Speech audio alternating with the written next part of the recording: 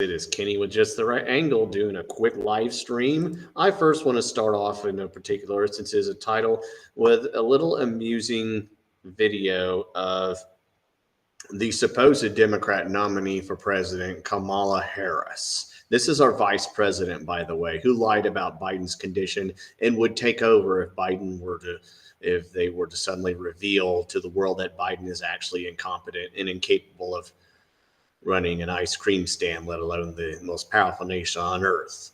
I want you to listen to this while I do a little bit of sharing here. A massive crowd of nearly 47 people has turned out here in Michigan to watch this cackling dingus explain how unions work. Let's listen carefully as the most intelligent woman in the Democratic Party explains collective bargaining to union leadership. I understand the concept and the noble concept behind collective bargaining. And here it is. Here it is. Fairness. Yeah.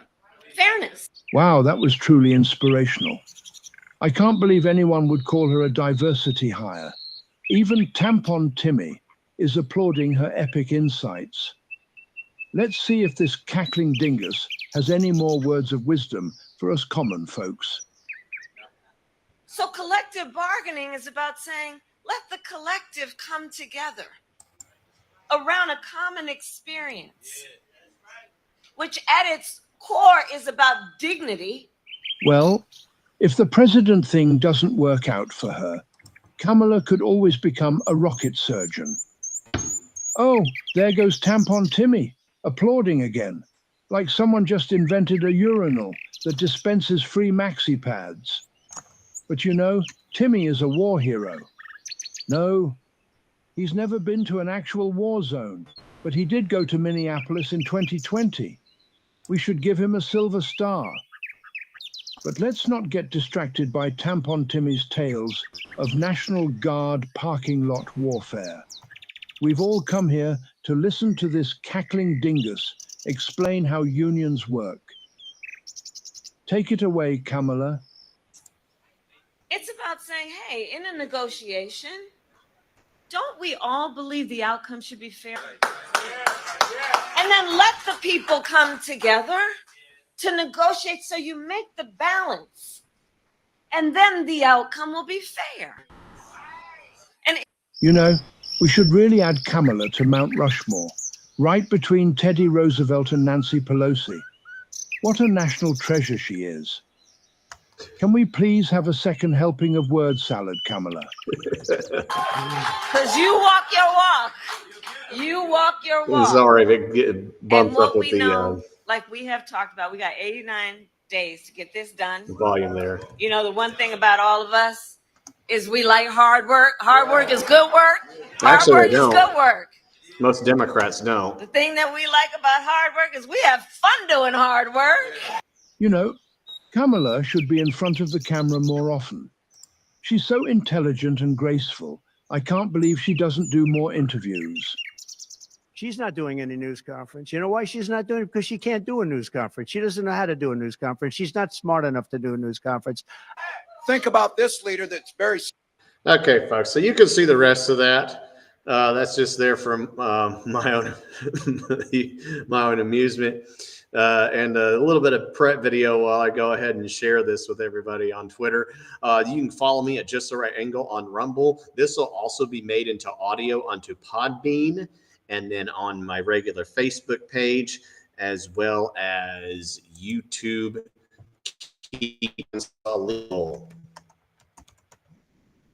Sorry about that.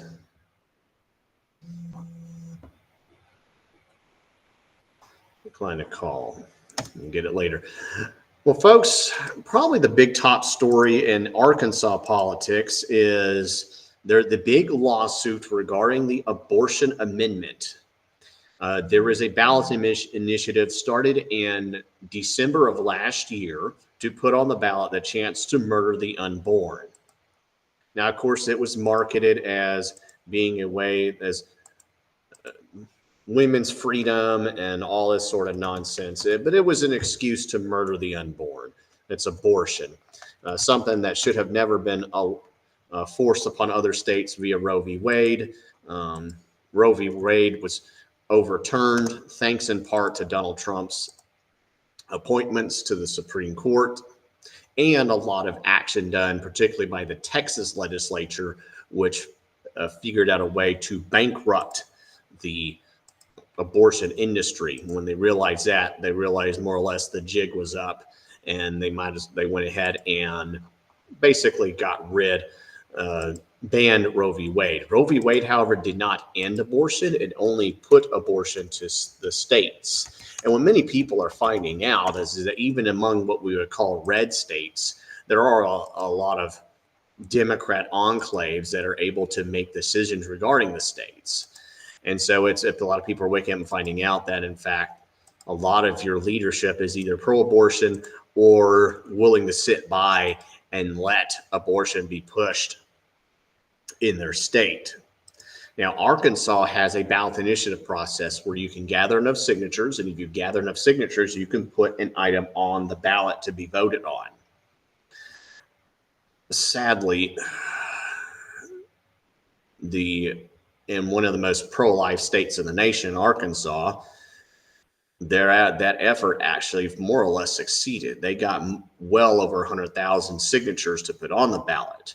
There was a campaign that was supposed to keep them from doing that. The name of the ballot initiative to put abortion on the ballot was called Arkansas for Limited Government. One of the groups that was formed as a executive ballot committee to try to fight that was called Stronger Arkansas. Now, there were several other ballot initiatives. I believe Family Council formed one, and the Catholic Diocese, and a few others. This organization, Stronger Arkansas, was also supposed to block the abortion amendment, and I believe the medical marijuana amendment. And they absolutely 100% failed. And I'm going to tell you why they failed. I'll actually show you why they failed. They failed because their president, Chris Caldwell, and I believe there's his signature right there. That's just the notary for those who, Ashley Klein's just the notary for those who are wondering, raised $375,000, as you can see right there, and they spent almost all of it on advertising. What's worse, as I mentioned before, that ballot initiative was started in really December of last year. In January, they started gathering signatures after approval by the Attorney General. And all during that time, Stronger Arkansas spent hardly anything. Almost all of their spending is in June. By then, most people had already gathered signatures. And most of the money, as you can see, went to things like Rumble Up, some kind of digital strategy thing, and Axiom for advertising. A little bit of data collection for some place called Bonfire. By the way, most of these addresses aren't even in Arkansas. It's in DC, Texas. Some Axiom is apparently the Axiom in Missouri. And then Red Right Strategies, whoever they are, up in Conway. And here you can see a total of their expenditures by category. Consulting, almost all advertising, and almost nothing on what we call blockers. People who go out and stop these type of ballot initiatives from gathering signatures. Something that really could have prevented this from getting on the ballot. And I know that because I was part of a blocking campaign years ago. There was an effort regarding the natural gas tax, a tax increase on that. It was done by Sheffield Nelson. And I, along with others, were paid a decent amount of money and some expenses to go out and make sure that when people were gathering signatures to put the increase on natural tax on the ballot, people like me would go out and say, wait a minute, no, don't sign that. It's going to increase your taxes. It's going to increase the cost of everything else, because when you tax something like gas, it taxes everything else. And we were successful in keeping that from getting on the ballot. And I really feel sorry for those who were part of Decline to Sign, which includes myself, my wife, many other people who volunteered their time and effort getting out in the heat. going up against people who were being paid $30 an hour and had lawyers on speed dial and knew all the locations where to be. They had a very sophisticated system where they were able to keep track of what was going on and where. You should have been paid and you weren't, because Chris Caldwell is one of the many elitists who has a do not pay conservatives policy. That's the best way I could describe it. They do everything in their power to make sure conservatives are not paid. So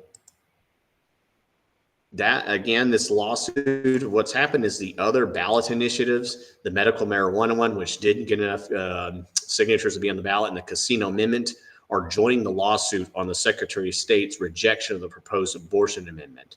Now, this, you have to subscribe to the Democrat Gazette in order to see more details. Most likely what they're doing is they're more or less worried about the issues regarding affidavits. The reason why the abortion amendment is not on the ballot and hopefully will not get on the ballot is because the abortion amendment people messed up the way they were supposed to turn in the affidavits for their paid canvassers. It was supposed to be with a form that they provided.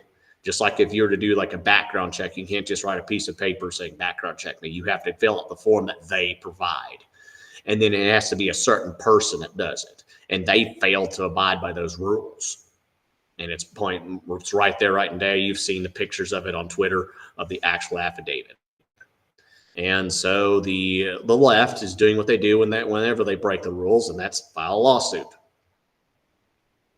Hopefully it'll fail, and the chance to murder the unborn will not take place on the ballot. But the fact that it got this far really shows why we need reform in the Republican Party. And by the way, you're going to have, if you want political change, you're going to have to get it through the Republican Party. It's a struggle. It's a long uphill battle.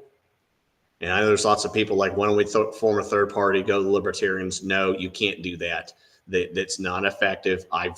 The Libertarian Party just nominated a guy who's left of Tim Walz, somewhere around there. I mean, he's absolute LGBT, all that stuff. And there's one Libertarian running here named Michael White. He's running for state rep here in West Little Rock area. But for the most part, the Libertarian Party as a state and national level just isn't effective in making change. On the flip side, when it comes to things like getting rid of special elections and the stand your ground law, we had Republicans who were sabotaging those conservative efforts, and we kicked them out of office by replacing them with conservatives.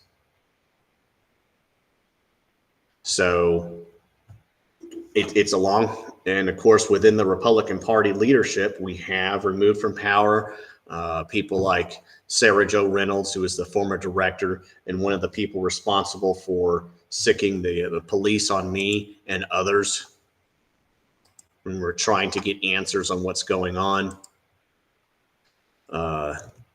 in the Republican Party. This was in the convention last year.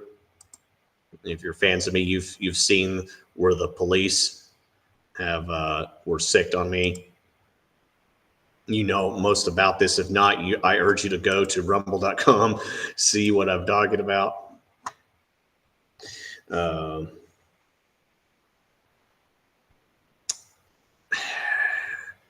Let's see, Melanie Golick, who, among other things, defiled the U.S. flag while trying to use it to block transparency regarding the credentialing in the convention last year. She was voted out of office of she was the second district chair, and now she is not. So that's a good thing.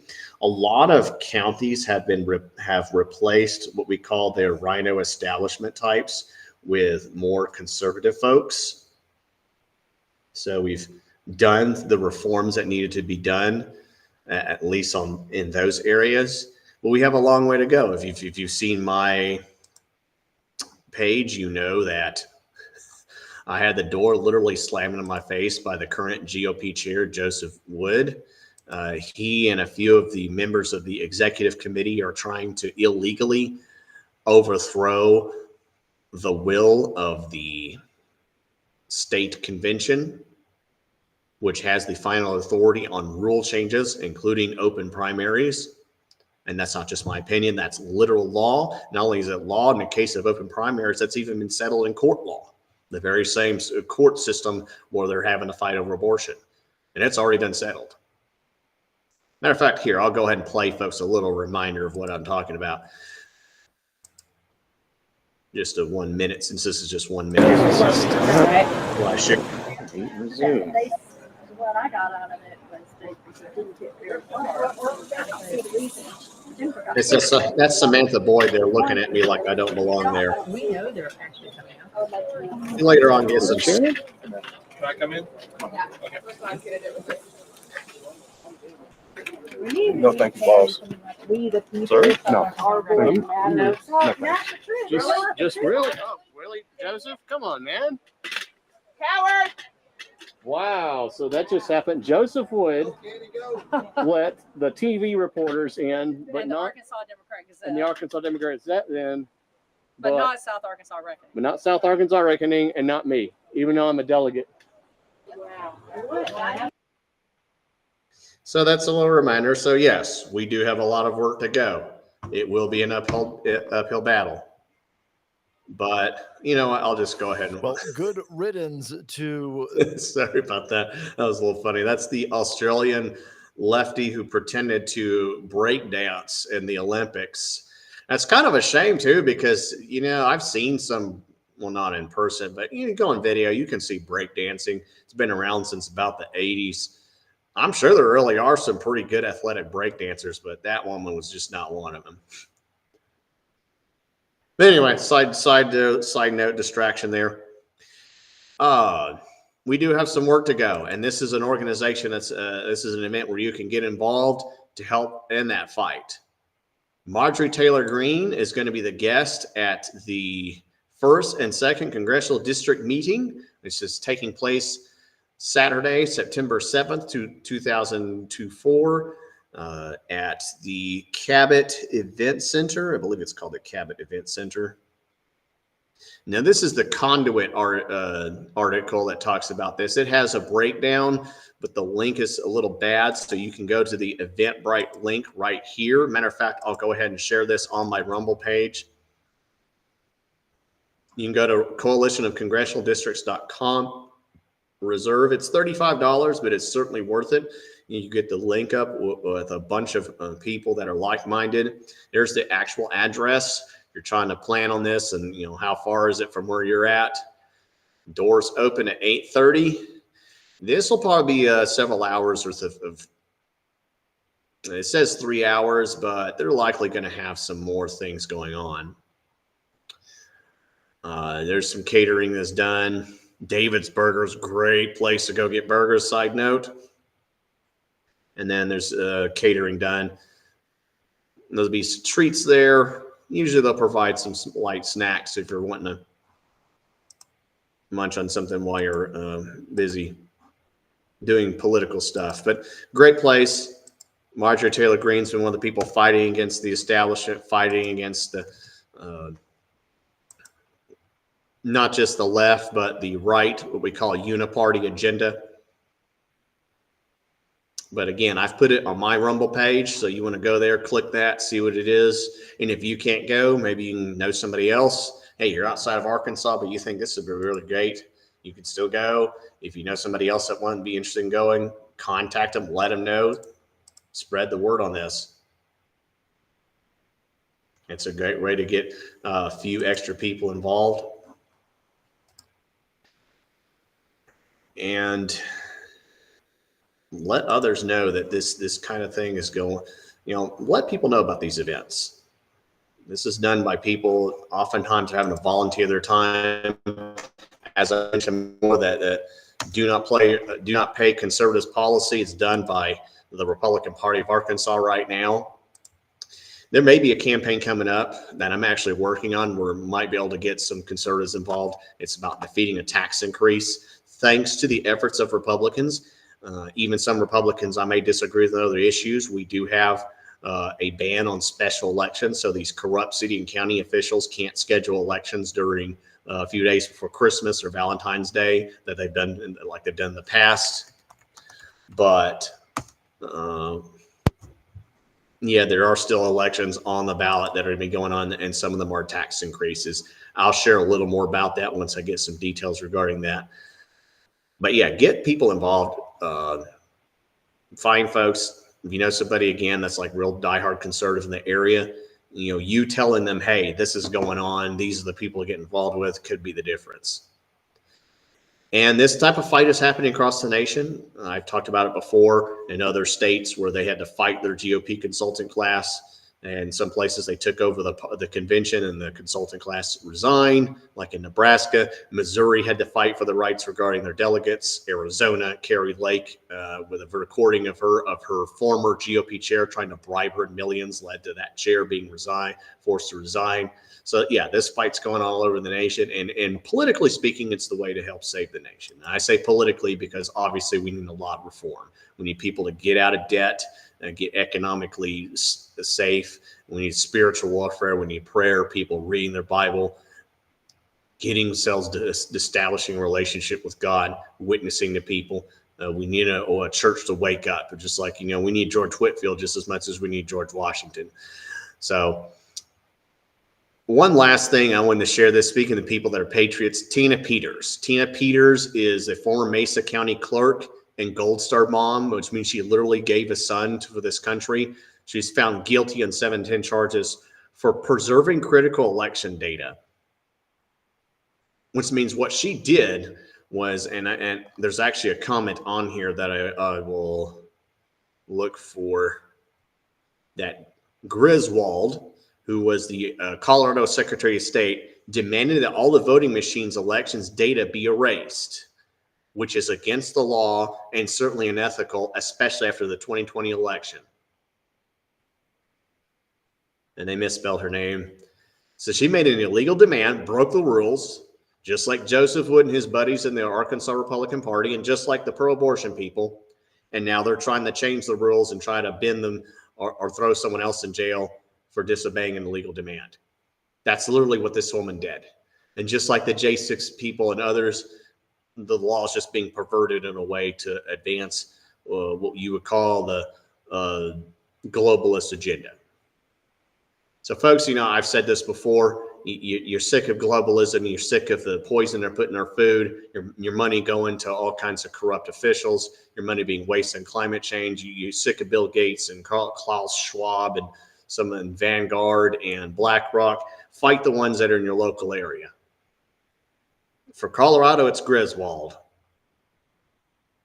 And I'm sure wherever you are, there's probably some globalist city or county official or a Republican Party official that's in your way. Find a way to get involved. There's a lot more of us than there are them. We just unite, get organized, read the rules, read Robert's Rules of Order, the rules in your organization, and kick him out. We've done it before. As I said before, it's an uphill battle, but enough political pressure, enough, smart, intelligent campaigning, you can get the job done. Folks, that's it. Thank you so much for listening to me. Again, follow me at Just the Right Angle. This will be audio and Podbean, so you can listen on that. YouTube, Keep Arkansas Legal. I got thousands of videos on this fight that's been going on. And speaking of which, one website I shared before, as I mentioned before, Free Republic. This is a great website. If you type in Tina Peters in most places, she'll be called election denier or conspiracy theorist or guilty of some kind of election fraud. That's not what she did.